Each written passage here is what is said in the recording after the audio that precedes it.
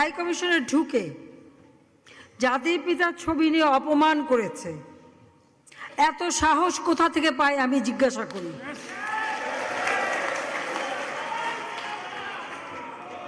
আমি জানি না আমাদের হাই কমিশনে এখন কারা বসেছিল এবং তারা সেখানে কিছুই করতে পারলো না কেন, সেটাও বড় প্রশ্ন।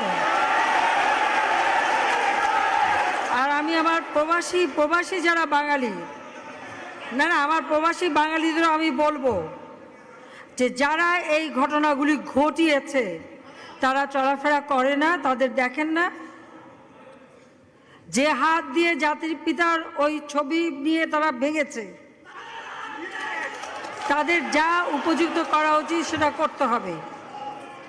কারণ জাতির পিতার নাম মুছে ফেলার চেষ্টা করা হয়েছিল, তো তারিখ যেহেতু দূরের কথা, ওর বাপ তো চেষ্টা করেছিল এই নাম মুছতে, ওর বাপও চেষ্টা করেছে, মাও চেষ্টা করেছে। তারা কি পেয়েছে নাম মুছতে? পারে নাই। ইতিহাস কখনো কেউ চাপা দিতে পারে না।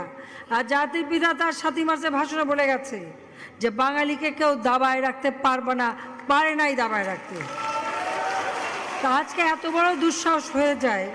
হ্যাঁ, আমি প্রধানমন্ত্রী এসে আমারটা যা করুক ওটা আমি কিছু মনে করি না, কিন্তু তিনি আমাদের জাতির পিতা, যে আইন আছে সেখানে হাত দেবে এত সাহস কোত্থেকে পেল?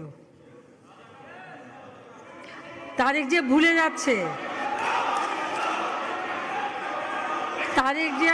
যাচ্ছে যে তার মা দুর্নীতি করে জেলে গেছে। আজকে তার